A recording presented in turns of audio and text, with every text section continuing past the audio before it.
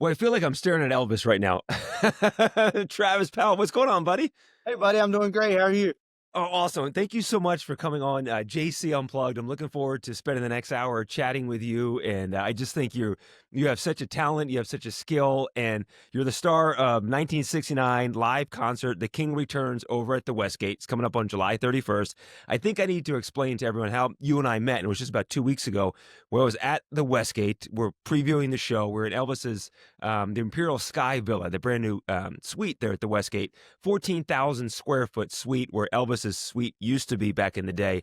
I'm up there for 2 hours. It's early in the morning, talking all things Elvis, and then we go down to the showroom to interview you. And walking down to the showroom, you're walking out at the same time out of this showroom where Elvis performed. It's backlit. I feel like it's smoky.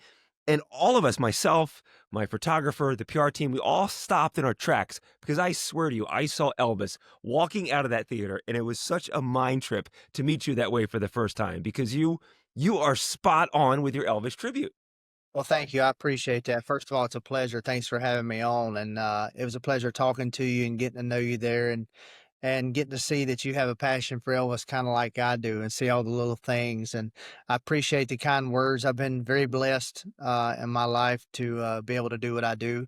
And paying tribute to Elvis is it's an amazing thing. It's very, emotional for me, knowing what Elvis has meant to me over the years. So, thanks for being thanks for having me.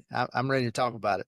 Yeah, you and I were chatting kind of off camera for about 20 minutes. I'm like, we need to go long form and talk about this. Your love of Elvis and the tribute to Elvis starting what 4 or 5 years old is when everything started for you. Yeah, 4 years old. So my mom and dad, of course, introduced me to Elvis by playing the Aloha from Hawaii VHS tape over and over and over for me. Well, they didn't have to play it over and over for me. I wanted it to play over and over. So that's when I started kind of learning the craft and everything else. And there's actually nobody's ever seen this, but I have video. I've got a video that my aunt made for me off of a VHS tape of me doing Elvis in my grandparents' living room at 4 years old.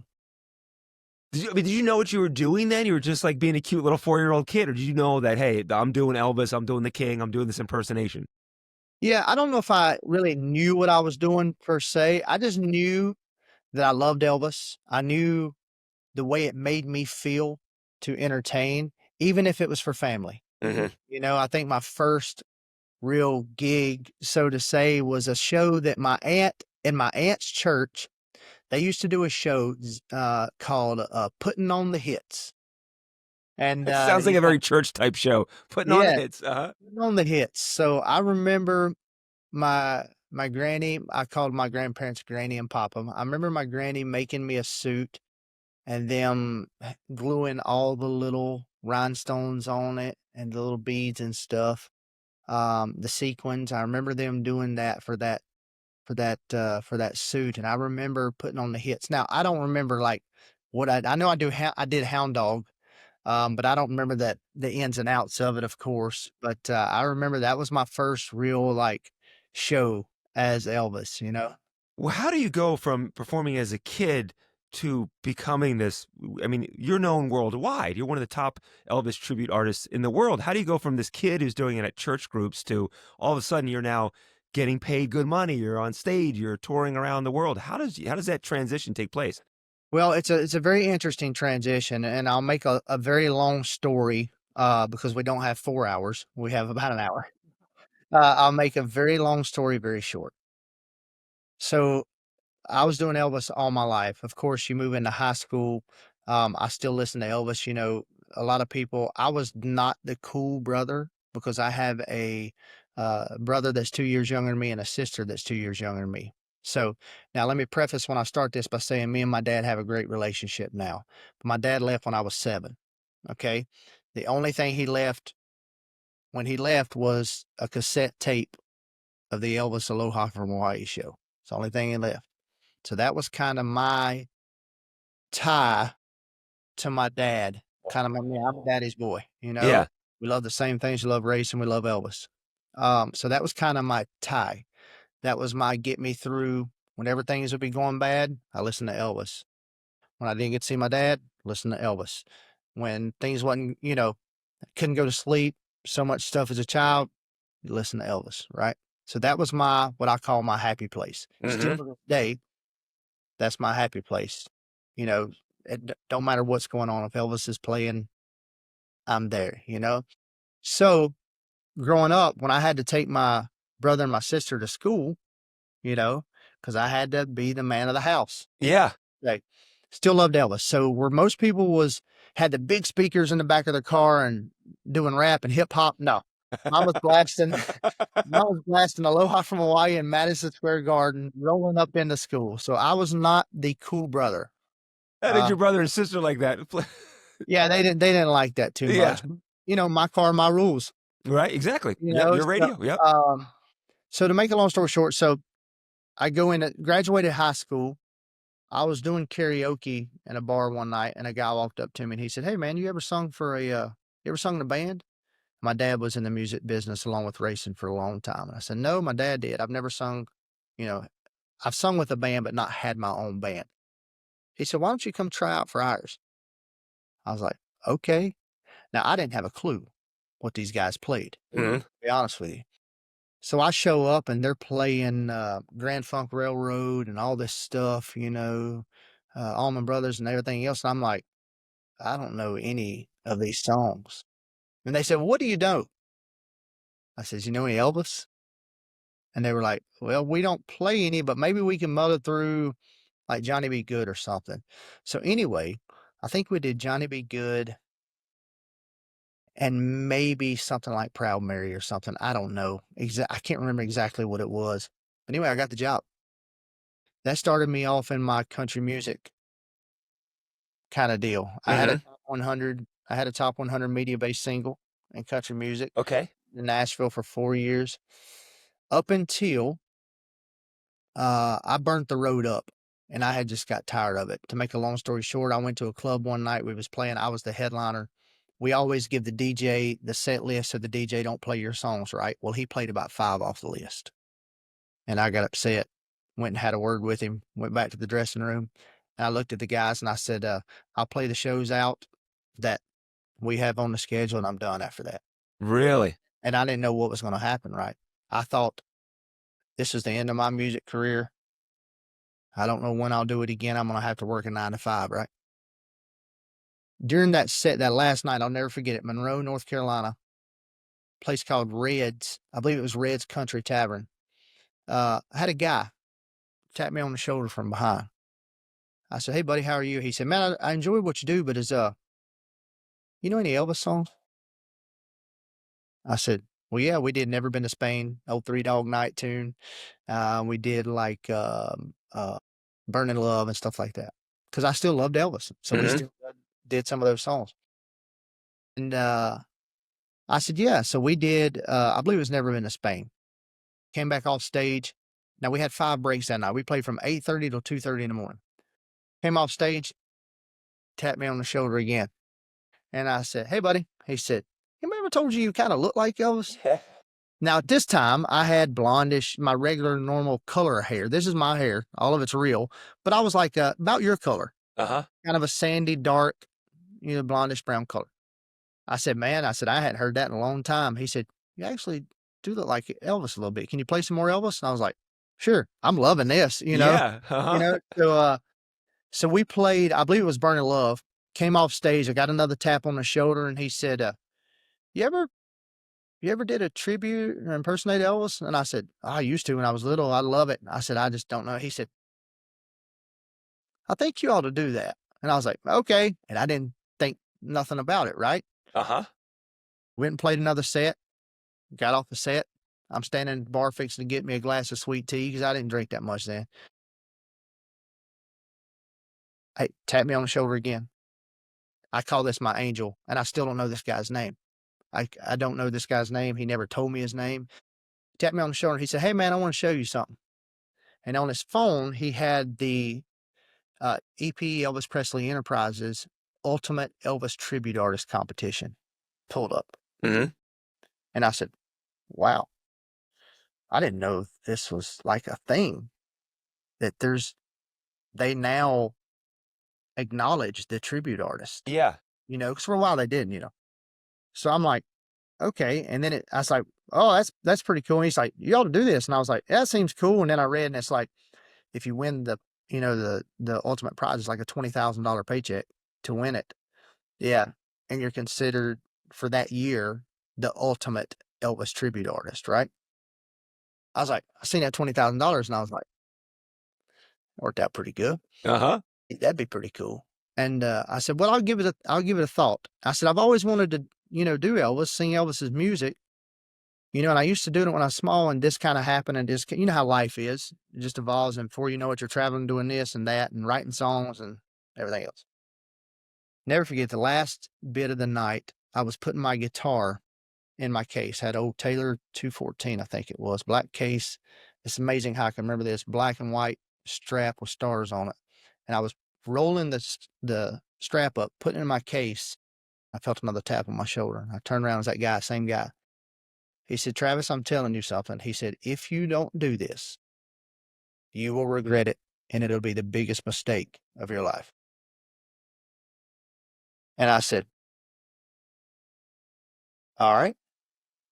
And I jumped in my car and clicked the ignition. I got off on 74. I drove to Highway 85. And usually I don't play music after a gig because your ears are just so, you know, wound out from a Yeah. gig. I took a left on the exit, never forget it, drove down the ramp, and I thought, listen to some music. So I turned the radio on and an Elvis song was playing. I called my mama. This is at 3:30 in the morning. Called my mom. She said, hello. I said, hey, mom. She said, are you okay? I said, yeah, I'm driving home from a gig. She said, yeah, but is everything okay? Because I used to never, it's 3:30 in the morning. Yeah. She goes, yeah, are you all right? I was like, yeah, I just want to tell you what I'm going to do in my life next. And she was like, okay, what is it? And I was like, I'm going to pay tribute to Elvis. And she said, okay, we'll talk about it in the morning. And I went to my first ever, I started really doing research and started studying again and honing my craft. And I went to, the first thing I ever did was went to a contest at Legends in Concert, Myrtle Beach, South Carolina, right? Finished third. Wow.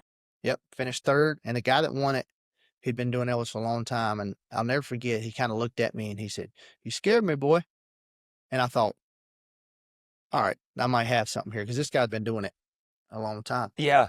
Finished third there, went back. I told the guys, I said, I'm going to win this thing next year. And they said, okay. I came back a year later. I won that contest. I won 9 straight Whoa. after that. I was the only person to win the 4 biggest contests in 1 year. Wow. And then I won, I don't know if you've ever heard of it, but I won the Potawatomi contest, which is a check bigger than the ultimate. I ended up winning like $27,000 on that deal. How wild is it? The guy that was tapping you on your shoulder multiple times throughout the night, telling you, That's "Hey, what I you need to arranged. do this. You need to do this," and poof, he's gone. You don't know this guy's name. I was gonna say he's your manager now, he's your buddy to this day. That was just that angel, because I think we all have that person in our lives where they say something that just it changes the course of our lives in such a Right. great direction. Because imagine if he didn't tell you that or say that, where would your life be today? Because you have a gift, you've got a talent, and you get to share it with the world. But just it blows my mind that one person, how it just changed the trajectory of your life in that way. Yeah, exactly. I've told many people, you've heard the old cliche, well, if it wasn't for this person, I wouldn't be Yeah. standing here. If it wasn't for this person, I've always said, childhood when dad left, it was rough for me. I'm not going to lie. Growing up, being the man at 7 years old, Hmm. it's not the most ideal situation. Hmm. Always said, if it wasn't for Elvis, I wouldn't be standing here. And people go, oh, yeah, I know, thinking, well, of course, because you tribute to Elvis. So if he wasn't here, of course you wouldn't. But Yeah. literally, if it wasn't for Elvis, I probably could have got down the wrong track. Hmm. So if it wasn't for Elvis, my belief is if it wasn't for Elvis and the grace of God and family members, I probably wouldn't be sitting here talking to you today. So I'm forever grateful for that guy that tapped me on the shoulder. I'm forever grateful for mom and dad for introducing me to Elvis at a young age. I'm forever grateful to Elvis for putting his life out there so people like me could kind of pay tribute to him and create a lifestyle that supports me and my family. And plus you continue his legacy. I love it. I love all kinds of tribute acts here in Vegas. We have a great Sinatra and we have an Elton John. I love all these tribute acts, but and I met a bunch of Elvis tribute artists before, but just something about you when we were hanging out. I told you this. Simple things like your mannerisms. We're not even on camera, and you and I are talking, and you point something out on stage, and you just your mannerisms. I felt like the way Elvis points or holds his hand or does something. Every single gesture. You studied Elvis, and you have his mannerisms down to a science. Does that come naturally to you now? Do you realize your mannerisms are very Elvis-esque when you do them? I don't, but I do appreciate that, and I'm gonna tell you why. Because one thing I always remember, I always remember this. My dad said when I told him what I was gonna do, like I said, we have a great relationship now. I told him what I was gonna do. He loved it, of course. He loves Elvis. And he said, you know, what's gonna set you apart? There's a lot of guys that impersonate or tribute to Elvis. There's a lot. There's a lot of them. What is gonna set you apart? I thought about it a minute and I thought, what did I see when I watched Elvis? When I watched Aloha from 4 and 5 years old up until now, and I still watch it to this day, I noticed the little things.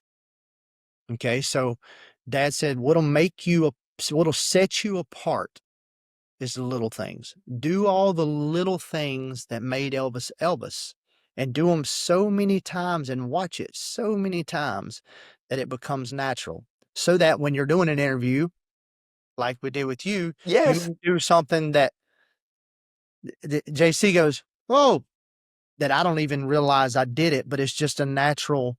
My goal was to make it so natural that it just comes out without trying. Mhm. Because I believe if you force it, you can tell.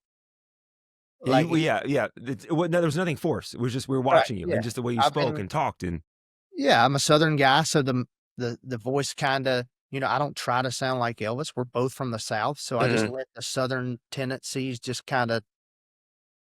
Like, you know what I'm saying? Like, I don't sit and study how did he say this word? How did he say this word? How did he say this word? Now, if you said, Travis, I want you to sound exactly like, I can sit here and try to sound exactly like talking to him, but I'm not him, Mhm.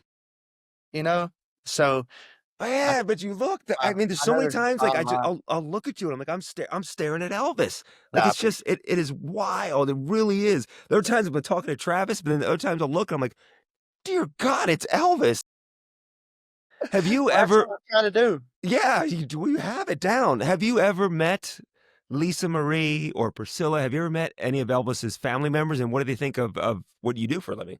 No, I've never met any of Elvis's family members. Okay. Unfortunately, Lisa Marie passed, but I was close enough to her to just kind of throw my hand up at one time. I was at Graceland, she was passing through, and we literally was within, I would say, I'm looking at my wall right now. That's probably from here to the wall. So that's probably 10 feet away from her, you know. But she had a lot of people with her and a lot of people were waiting on her. I was headed somewhere. She was headed to me. So we kind of walked each other, locked eyes. I threw up my hand and she kind of nodded and that was it. And Priscilla basically the same way. I think Priscilla year it was when I was in Graceland. It's been a while though. Mhm. Um, and kind of the same thing, just, hey, how are you? A lot of the guys have actually had conversations with her. I've not been put in a situation yet where I could have a conversation with her. I'd love to, but I haven't been, in a situation where I could. Yeah. And I'm not the type, I don't like bothering them. I don't I guess because my dad was in racing forever, and I was around a lot of those race car drivers and stars, and I'm not a starstruck kinda guy, so I don't like if I see them, 'em, I'm not gonna cut off all the people that's been standing there to talk to her for me to go, and To that's get just your not moment. Yeah. Uh-huh. yeah, it's just not my style, so maybe I'll get to run into her sometime and talk to her, um, but I've met a lot of Elvis's guys, the Memphis Mafia, Jerry Shielding, Joe Esposito, all those guys, and they have been very kind. Sam Tops and Dick Grove, Charles Stone, just been a weekend with Charles Stone up in Canada. And Who is Charles he? was Elvis's tour manager. Wow. Okay. Yeah, yeah, Charles is Elvis's tour manager. and he's a very sweet guy. And just hearing all those stories about Elvis, Ed Enoch and the Stamps, a lot of his singers and musicians. When I was in Vegas in 2014, I received the Heart of the King Award, and Miss Estelle Brown from the Sweet Inspirations presented it to me. And just all those things that I'll cherish, because those guys don't have to talk to us, have to talk to me. They were with Elvis. They could very easily look at me and go, "Yeah, you're just a wannabe, dude." Uh-huh. They could, but they understand that, um, for guys like me that try to do it right and try to preserve the legacy of Elvis and try to get people all around the world that may have never heard of Elvis to see kinda what it was like. And, I think I mentioned it to you when we was talking. The goal is, if let's say July 31st, there's a 15, 16, 18-year-old kid that comes with their mom and dad or grandparents that never heard Elvis, they literally go, "Holy cow," and just go study Elvis. Just that would be amazing to me, you know? Let's talk about that show on the 31st, 1969 live concert, The King Returns at the Westgate, one night only performance. You've got two shows that night. Talk to me about what's going to take place at the Westgate and tell us about how this show is special compared to other shows. Yeah, this show is very special because, as you know, the first time Elvis came to Las Vegas, his reception wasn't as good as he, wanted it to be. So coming back to Vegas, he was scared to death. And I've talked to Joe, David Stanley, which is going to be there with us. He was scared. Oh, if you talk to those guys, he was nervous. He was worried what people would think. Opening night was very big for him. And what he didn't know is July the 31st was going to cement him in Las Vegas as the greatest entertainer to walk through there, to kind of, residencies wasn't a thing till Elvis. He started it all, you know. So that night is going to be very special. We're going to use the same set list. I'm going to wear the same exact suit, the same rings, the same scarf, same boots made by this. Of course, we can't get the actual same boots. They was made in 1960s. Yeah. I'm still trying to find them, but we're gonna wear the same brand of boot. We're gonna the rings, the bracelets, down to the double-sided tape on the bracelet we talked about. Yeah, well, we come back to that in a second to explain the double sided tape. But you're gonna have literally everything down, and you're gonna perform the entire set as Elvis did it back in 1969. Yes, sir. It's exactly like it. The same intro music, the same walk from the dressing room to the elevator to the around the back to the side of the stage. Yeah. What's that like for you? Have you been to the Westgate before? Have you stood on that stage before? When I got my award, I stood there. Mhm. But I got to tell you, that when I got my award was so busy. It was, and you'll probably understand what I'm saying is, when you have stuff like doing your this person, you move this place to this turn, you do this, do this, do this. There's a lot of stuff that goes on. When me and you got to stand there, and I don't remember what day it was, a couple weeks ago, whenever it was. If you notice, we got to kind of just stand there. We got to take it in a little bit. You know, it's very surreal. It's emotional for me, knowing what I've been through and when knowing like watching those videos, the times that that brought me out of, so to watch that, to look around that room, stand on stage and just look around the room and imagine, I brought this up to you, Elvis, and that's the way it is, crosses over during Love Me Tender through the crowd and kisses all the women and, and runs back, goes to the other side and gets back on stage. And, he's got this little necklace in his hand that somebody gifted him. If you really watch it, you can tell there's a necklace in his hand, and just standing there watching and imagining where he crossed over and, you know, imagine all the booths there and just imagine the electricity in the room, you know? So it's very emotional for me, uh, humbling, you know, and then you get just very grateful, that I was chosen to do this and getting to, uh, you know, pay tribute to Elvis's I can't imagine myself doing anything else now, Mhm. you know because, that's how much he means to me, and I'm able to provide for myself and my family through him, which I'll forever be grateful for. So this just it's very emotional. I Yeah. say all that to say it's very emotional, and I can only imagine, like, how it's gonna be that night, because I don't know if you know this or not. They got word that both shows are now sold out. Or are they? It doesn't, well, that doesn't surprise me, Yeah. because it's such a great concept. You're such a great performer, and I felt like that the day I met you, they were close to 90% sold out. So that doesn't surprise me. I mean, this could be a regular show if they wanted to. Let's go back to that double sided tape, because you had the double sided tape, all your jewelry, and you're telling me the backstory in this. Then to me, it just shows again your attention to detail when it comes to paying tribute to Elvis. Yeah, so we have Elvis wore a ID bracelet on his right wrist. And I would always notice when I would wear it performing, it would turn around my wrist so that the Elvis part of the ID would be on the bottom part of my wrist, which that ain't no good. Hmm. That ain't no good. And I always wondered how in the world can we, like, if you always watch Elvis, his is stuck in one spot, like it never moved. And I always wondered, what in the world is he doing? Okay. So I'm in Chicago. I'm doing a deal with, it was called Elvis Meets the Beatles, and it's me and Joe Esposito. Me and Joe sitting on the couch, just talking, having a big old time, and for some reason, we started talking about that ID bracelet, and I said, "Well, Joe, I can't never get mine to stay in one spot." And he said, "Well, I can tell you how to fix that." I was like, "Oh, yeah?" He goes, "Yeah, I'll give you Elvis's trick." And I was like, "Oh, please do." Anytime you can hear, "What was Elvis's trick?" You're like, "Oh, I need to know that." Yeah. And he said Elvis would take a piece of double-sided tape and put on the inside of that bracelet, and he would stick it to the top part of his wrist.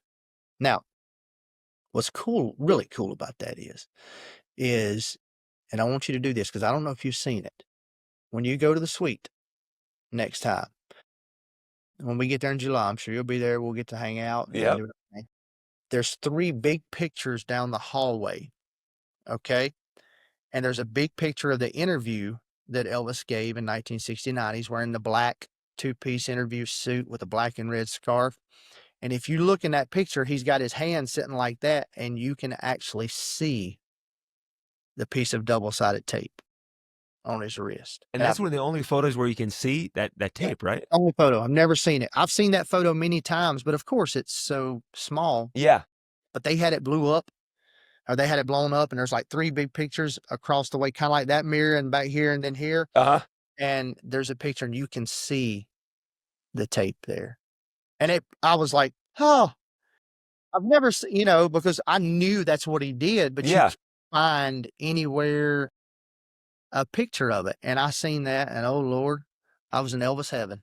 And you Just had that outfit too, by the way. You were yeah. on you that for the press conference, which I think was so neat. So the Westgate held a press conference to announce the show and to announce Travis's appearance as Elvis, and you had the exact same outfit that Elvis wore at his press conference, which is Mhm. just again attention to detail on these things. Then you were telling me too that Elvis he would do that on his rings because people would try to steal his rings, or do you Yeah, use something else on them? yeah, no, if you watch in, 1970, I know he did in some of the 72s, you can really tell it in the Aloha show on his left ring finger where he wears the big horseshoe ring. Mhm. Okay, if you really look, I don't think that's double-sided tape, and I'm pretty sure about this, and Joe kinda confirmed it with me, is a skin-colored, Band-Aid. Okay. But he would take that and wrap it around his finger right about there and ring us it over here, because if you go back and watch it, you'll see him reach to grab people's hand, and they'll try to grab his hand and pull the ring off, and even after he does it, he goes to make sure it's still there, watching Aloha. When he's walking stage right, he's walking to the left and puts his hand down, and you can see the lady grab him and try to pull it off. Yeah, and later on in the career, he used white tape, but during that 72 to 73, he used, like, skin color Band-Aids. To keep it on there so you can still see the ring, which just prevent it Yeah, from sliding off. that way nobody can pull it off. They Yeah. can't get over the Band-Aid. What kind of reaction do you get? Because this is again, this is not what we're looking at. This is not like a gimmick. You didn't put on sideburns for this interview. This is your regular natural hair outside of, and Elvis too dyed his hair, correct? Elvis Yeah. didn't have black hair it Yeah. was dyed. So this is your natural hair, natural sideburns. What kind of reaction do you get when you go to the grocery store with your kids? What are people saying to you? They don't really say anything, which is sometimes very weird. Like like, I'm serious, I would rather you say something. Yeah. Like, sometimes they Yeah. stare and go like, if I'm walking by, they go and then, of course, my kids are like, Dad, they're staring at you." And I was like, "Yeah, I know, buddy." You know, because I'm used to it. Mhm. A lot of people aren't. They see me and they go it just surprises them, I guess, I don't know. But I would most time they don't talk, and I'd rather them say something. I because I love talking to people, and a Yeah. lot of times if I see them looking at me and I can tell they've picked up on it or they do you know, I'll say, "Hey, how are y'all?" Which leads to where they can actually say something. I try to make them feel comfortable so they don't feel bad about saying something. Well, I think you do need to make people feel comfortable because it is this weird thing where I think people feel like they're talking to Elvis. And we know Elvis is no longer alive. We know he passed away, but I think people feel like they're talking to Elvis. And we finished our live segments. My mom watches, she's in Philly. She watches every day online. As soon as we finished our segment, she sent a text message saying, "Oh my gosh, Travis is amazing." And I showed you the message and you're like, "Let's do a video for your mom." We did a video for my mom and I sent it to her and she loved it. And Travis, I'm not joking. My mom sends to the family chat like an hour later, "I got a greeting from Elvis." Like, so like, but like, and my mom knows it's you, but at the same time, I think she's was struck like Elvis just sent me a video. I'm like, "Mom, it's Travis," but she was just like so starstruck by your presence that I think a lot of people feel that way when they're around you. Well, thank you, I appreciate that, and that's what you know, I've always said somebody asked me, "What do you wanna do with your life or whatever?" And I remember this when I was in my 20s or 30s, something like that, I just wanna make people happy. Mhm. The world is too dark. I just want to make people happy and smile and have a good time, and I feel like I do that when I get to pay my tribute to Elvis because Elvis meant so much to so many people. And just like your mom, she knows I'm not Elvis, but she got that feeling of, "Holy smokes, Elvis just said hello to me," Yes. and she knows I'm not Elvis, but it still meant something to her. So Mhm. Elvis means a lot to a lot of people. And if I can just get that beacon of light to other people and smile and have a good time, that's what it's all about, all about for me, you know? So I love it. I'm glad. Just like we use your mom for example. I'm glad that made a impact on her that day. You know, I'm glad I was able to do that. And that brings me joy and happiness What's your favorite song to perform? my way. Oh yeah. Yeah, that's been my all-time favorite. You know how a lot of people's will change, and My Way, Elvis's version, 1973, Aloha from Hawaii show is my favorite song of all time ever in my life, Mhm. that version. There's some Elvis stuff I was reading about, and I want to see get your thoughts on it. Where was it regarding his actual jumpsuit and the weight of his jumpsuit? That his jumpsuit, the Eagle one weighed like some 75 pounds, the entire jumpsuit. Is that true? That those jumpsuit we see him on stage were All actually, together with yeah. yeah, heavy pieces of clothing to be wearing? Yeah, yeah, altogether, that suit was very heavy with all the stones and the cape. A lot of people don't know this, but the cape was actually the first cape made for that was full length, floor length, and it was so heavy it about pulled Elvis over. So they made another one. Yeah, yeah, so, yeah, this stuff was very heavy, and the thing about Elvis's was a whole lot thicker than ours. Mhm. It was like a Brazilian gabardine, and his fabric and everything was way thicker than the ones we use. Did So you you can imagine the thickness, yeah, the weight of the whole thing? And yeah, the performing weight on of stage in Las Vegas? yeah, his fabric was way thicker, the stones were heavier, like, so it's his was way heavier than ours. How much? Do you know how many sold out shows did he do at the Westgate? Was it more than 600 some shows that he performed? 636 consecutive, yeah, but he was there from '69 to '77. Where do you think it would have been if he didn't pass away? Would he come back to a residency? Where do you think his career was going? Yeah, Um, I believe he would have been singing gospel music. well, yeah. Yeah, I really do. I think Elvis was a very spiritual man, but was always searching. I What do. was he buddy was with Wayne Newton back in the day? Do you know? Wayne Newton, Tom Jones. I don't know how good of buddies they were. I know him and Tom were somewhat close. Yeah. But I don't know. I'm sure they met. Um, I don't know when. I wish I could tell you when or how it was, but I don't. I know him and Tom were good friends. When you were at the Westgate, do you feel his spirit when you're inside in the property and walking around and on stage? We're up in his suite. That's a very good question. I've been asked that multiple times. And I don't know if it's a spirit as much of it's just a mood. Mm-hmm. A very happy, jovial, just a mood.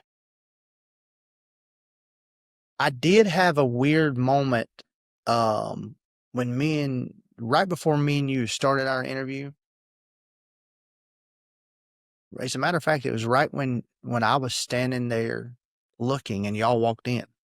And I had my back to you and I was just looking at the stage from back there. Right before then, all of a sudden, I was standing there just watching and I got this cold chill go up and this arm, down this arm, and then it was gone. I don't know. Could have been spirit of Elvis. I don't know. Yeah. I just know I got that chill and I kind of did like that. And then you guys said something and I turned around and walked to you, which is the moment you were talking about. Yeah, and that's the moment I'm like, oh my Yeah, God, this is I did Elvis get walking at me. Yeah, I did get like a cold chill. Um, I got another one when we was downstairs. We were shooting some meat, and I was in the dressing room in Mhm. his room, just sitting there, and they were kind of figuring out what we were going to do, and I was just kind of sitting there by myself, looking at the mirror, and I had another chill. Yeah, so I think it's you would call it the spirit of Elvis. I think just a mood of being there in that place in his suite, you know, and just spending time there, you know. I like it. I like the times that you kinda get to sit and there's nothing going on, you know and you just kinda sit there. Like me Yeah, and you, and we soak it all in. Mhm. yeah, we just had a time just to kinda just enjoy the moment there for a second. That's when I took the camera guy over and showed him the floor. Yes, because Well, it's all still there where Elvis walked out. still there. The same Yeah. mirror, right, that he would look at before he walked on Stage. stage is back there. If you're thinking about the original stage, the stage is right under where we were standing. Yeah, the stage is still there. That's crazy to me. And we were up in his suite, how it works with the Imperial Sky Villa. And it's called the Imperial Sky Villa because Elvis's suite was the Imperial Suite when he lived at the Westgate or the International back when it first opened. And so his suite was in one spot and they built this Imperial Sky Villa over where his suite was. And they know the exact spot where, based on blueprints and everything, and Priscilla actually confirmed it, where the bed was. So you can walk into the suite and stand exactly where Elvis slept. And that was going to be that morning. That was our first segment at 5:10 in the morning. So we get up into the suite, 4:30. It's dark outside. Still, it's 4:30 in the morning. Talking about Elvis. I'm standing in his spot. This is where he slept. This is what I'm talking about. This is where Elvis slept. This is going to be, this is the area. We're getting ready to go live. I'm listening to this TV station through my phone. They're setting it up like, hey, JC's over at the Westgate right now. He's in Elvis's suite. Hey, JC. And literally this second, as soon as they toss it to me, my phone disconnects. And it's like, and now I can't hear the station. And it was the timing of it was so eerie, as if like, I don't know if Elvis was a prankster, as if like, okay, Oh, Elvis, I was a prankster. you're in my suite, you're standing where I slept, you're about to go live on TV. Let's hang up that phone right now and have you fly blind for the next 2 minutes. It was fine, but it was just the timing was, hey, JC's, standing where Elvis slept. JC, how's it going? Phone hangs up. It's crazy. Yeah. Yeah, that's, I do know Elvis was a prankster. I've heard that from many people, and if you go back and watch, like, Elvis on tour and the outtakes, and that's the way it is, always joking around. Always watch the rehearsals, it's always joking around, so that would not surprise me one bit. But, yeah, for the people that's watching that's seen it, so when I did the press conference, when I was standing at the podium, the headboard would have been right behind me. Yeah. That's it's magical. Yeah. Okay, so let me ask you one. So, as a fan, Mhm. okay, you know what I do? As a fan, I mean, you spoke that, I gave you an eerie feeling and everything else, but standing on that stage, not counting me, did that give you as a fan standing there kind of, just a surreal moment there? 100%. Taking you outside the equation, Yeah. 100%, because it was 2 summers ago, I did a whole thing over there at the Westgate where we're live on TV and did Elvis's walk. And to walk out on stage and to see what he saw, this feeling just it overcomes you. Mhm, it And does. the day I was standing with you was extra special because I felt like I was standing next to Elvis, but there's something about that room when you walk out, I feel like you feel the spirit of Elvis. Like you can feel the crowd and all the people that were there for the 600 plus some shows. Yeah, you feel the energy in that room, 100%. I agree. I wondered if it was the same, like, for you as it was for me, taking the emotional side of it of my remembrance of growing up, just standing there with you. Yeah, like, I wondered if you felt the same thing I did. Well, yeah, yeah. Just, if these walls could talk. Yeah, exactly, exactly. The stories that have been inside that room, it's incredible. We're looking forward to it. July 31st, the one night only show, 2 shows that night, You got it. sold out. It's going to be an awesome, awesome. Is it a Friday or Saturday night? Or what day of the week is the 31st? Believe that's a Saturday night. I can find out right fast. I think it's a Saturday night. That's a Saturday pretty good night, question, actually. Hold on just a second, because I need to know that, don't I? It is a Thursday night. Thursday night. All right. Well, when you come back into town, we'll have to come in studio and do the show again. We'll come in studio and have Let's another do it. chat. So, I'd love to. Travis, this was awesome. We could have gone for a couple more hours, but thank you so much for sharing the past hour with us. And thank you just, from me to you, thank you for doing what you do and keeping Elvis's legacy alive. You got it, buddy. I appreciate you, and I appreciate your time.